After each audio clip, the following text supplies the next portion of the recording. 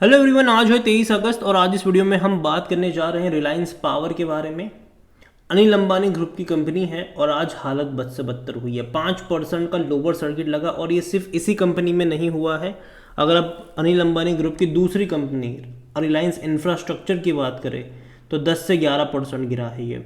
और सबसे बड़ी जो दिक्कत पैदा हुई है वो एक्चुअली में रिलायंस होम फाइनेंस में पैदा हुई है। यहाँ पर भी 5% का लोअर सर्किट लगा है, जबकि ये वही कंपनियाँ थी जो एक महीने में 20% की तेज़ी दिखाई थी इसने, और लगातार 5-5% भाग रहा था, ये आपको पता हो तो। और आज एकदम से गिरावट आई क्योंकि खबर ही कुछ ऐसी है।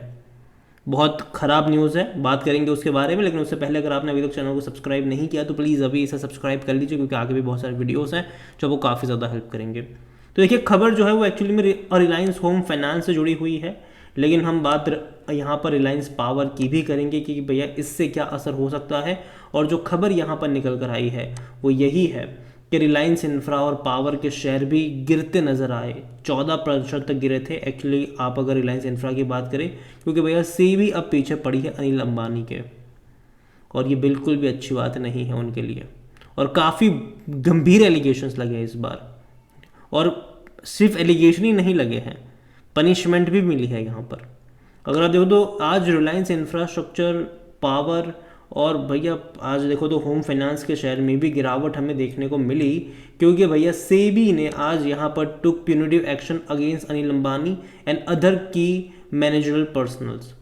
14% की गिरावट यहाँ पर देखने को मिली और 5% की लोअर सर्किट लगती नजर आए। According to the SEBI's probe, the fraudulent scheme was established by Anil Ambani, who along with key managerial person of Reliance Home Finance। यहाँ पर जो स्कीम थी उसके जरिए यहाँ पर हो ये रहा था कि भैया पैसों का गबन हो रहा था। यहाँ पर देखो तो एज पर the SEBI, Reliance home finance structure loan to credit unworthy entities and onward borrowers who were promoters link entities. तो यहाँ पर उन लोगों को लोन दिया गया जो लोन लेने के काबिल नहीं थे और जो लोग प्रमोटर से जुड़े हुए लोग थे कंपनी के, which result in erosion of Reliance home finance. कि जो आप देखो लोन्स आप देखो तो इवेंचुअली डिक्लेयर करेंगे एनपीए। ऐसे लोन बांटे गए जो रिकवर ही नहीं होने थे, जो रिकवर ही नहीं करने थे, जो प्रमोटर से जुड़े हुए लोगों को लोन दिए गए यहाँ पर, और बाद में उसको एनपीए डिक्लेयर करा गया। और जाहिर सी बात है ये सबसे ख़राब न्यूज़ होती है। सेबी ने अगर आप देखोगे तो रिलायंस होम फाइनेंस को भैया बैन कर दिया है अभी from dealing in securities market for 6 month. 6 महीने के लिए रिलायंस होम फाइनेंस का जो शेयर है वो भैया कोई सिक्योरिटीज़ में डील नहीं करेगा। और अनिल अंबानी को भैया बैन करा गया from securities market for 5 years, 5 साल। ये बहुत बड़ी बात होती है। And he has been also bad from being a director of any की पोजिशन फॉर 5 ईयर्स। बैन तो करा ही गया इनको सिक्योरिटी मार्केट से, लेकिन साथ ही साथ किसी भी कंपनी में ये किसी भी पोजीशन पर नहीं हो सकते। जो भी कंपनी स्टॉक मार्केट में लिस्ट है, लिस्टेड एंटिटी, तो ये नहीं हो सकते 5 सालों के लिए। तो ये और बुरी न्यूज़ है यहाँ पर इस कंपनी के लिए, और यही वजह है कि आज अगर आप देखोगे तो चौतरफा हमें गिरावट देखने को मिली है रिलायंस के शेयर में, मतलब जो अनिल अंबानी ग्रुप की कंपनीज है वहाँ पर। आज अगर रिलायंस पावर के वॉल्यूम्स भी देखो, क्योंकि मैं इस कंपनी की बात क्यों कर रहा हूँ, क्योंकि भैया यही वो कंपनी है जिसने पिछले कुछ टाइम में काफ़ी ज़्यादा ट्रेंड में भी रहा है। 34 करोड़ से भी ज़्यादा के शेयर ट्रेड हुए हैं यहाँ पर आज, 34 करोड़। और जहाँ तक इसका मार्केट कैप देखें तो 13,850 करोड़ के आसपास का इसका मार्केट कैप है। कंपनी को लेकर अगर हम बात करने जाए यहाँ पर तो according to Moneycontrol user, surprise की बात है कि अभी भी 79% लोग खरीदारी करने की बात कर रहे हैं यहाँ पर। देखो, जब भी कोई ख़राब न्यूज़ आती है ना, ठीक है, तब थोड़ा बहुत यहाँ पर अवॉइड करना चाहिए किसी भी कंपनी में, जब तक चीज़ें क्लियर ना हो या फिर जब तक मामला सेटल ना हो, तब तक जल्दबाजी नहीं करनी चाहिए स्पेसिफिकली खरीदारी को लेकर। 14% लोग कह रहे बेचो और भाग जाओ यहाँ पर, 7% लोग कह रहे होल्ड करो। कंपनी का अगर हम यहाँ पर बात करने जाएंगे तो भैया नेगेटिव में पी है, क्योंकि कंपनी लॉस मेकिंग कंपनी है। और जहाँ तक फिनेंशियल्स देखोगे इस कंपनी के, तो जैसे कि मैंने कहा कि लॉस मेकिंग है, लेकिन लास्ट क्वार्टर के नंबर फिर भी अच्छे थे इनके। 97 करोड़ का लॉस था। अच्छे क्योंकि इससे पहले कंपनी जो ही वो थी वो क्वार्टरली 300 से 400 करोड़ का लॉस कर रही थी। तो ये नंबर्स एक्चुअली में अच्छे आए थे लास्ट क्वार्टर में। रेवेन्यू में हालांकि ग्रोथ नहीं है। और देखो, मुझे अभी भी लगता है कि जो बड़ी पावर कंपनी है जैसे कि टाटा हो गए, अदानी हो गए, इनके रेवेन्यू हमने बहुत ज़्यादा तेज़ी से बढ़ते हुए देखे। जबकि जो छोटी कंपनीज है, चाहे वो रिलायंस पावर हो, जेपी पावर हो, ठीक है, रतन इंडिया पावर हो, उनके रेवेन्यू उस तरीके से नहीं बढ़ रहे हैं जिस तरीके से बाकी बड़ी पावर कंपनियों के बढ़ रहे हैं। क्योंकि एक्सपांशन अगर आप देखोगे तो बड़ी कंपनियां ज़्यादा पैसा लगाकर एक्सपांड कर सकती है अपने बिजनेस को, जबकि छोटी कंपनियां जो होगी वो अपने बिजनेस को उस तरीके से एक्सपांड भी नहीं कर पाएगी।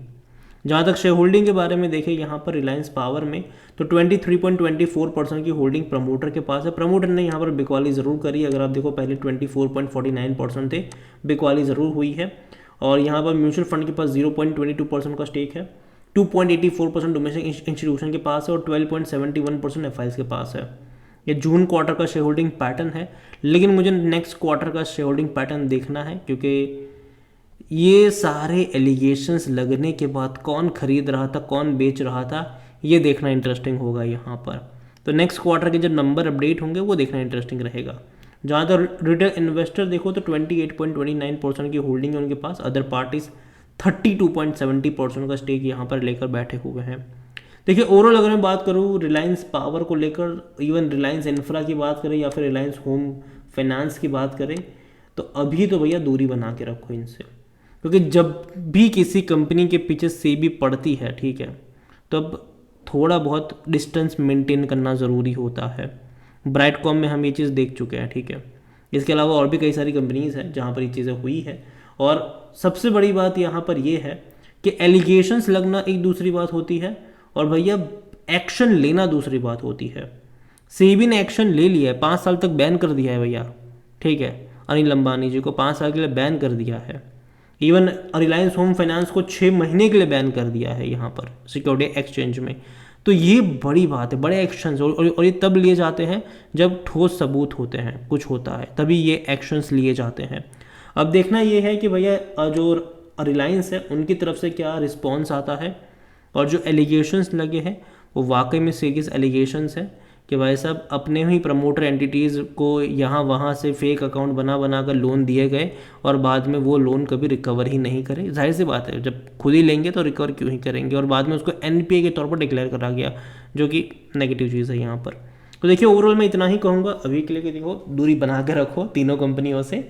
और देखो अभी तो देखो लॉन्ग टर्म के लिहाज से मुझे लगता था कि शायद रिलायंस में पावर हो सकता है, लेकिन जिस खबर अभी निकल कर आई है, अब ये इसको और नीचे कितना तक ढकेलेगी ये मैं नहीं जानता हूँ। अब तक देखो इवन जो अनिल अंबानी ग्रुप की कंपनीज की अगर आप देखोगे यहाँ पर, तो ये अब तक पिछले एक हफ्ते से ये 30 ही दिखा रहे थे, ठीक है। अगर आप देखो यहाँ पर 30 रुपये से ये भाग के 36 पे आता है ये, और आज गिरावट की शुरुआत हुई है। सेम चीज़ रिलायंस होम फाइनेंस में भी देखोगे तो ये भाग रहा था ये, ठीक है, तेज़ी थी, आज गिरावट है।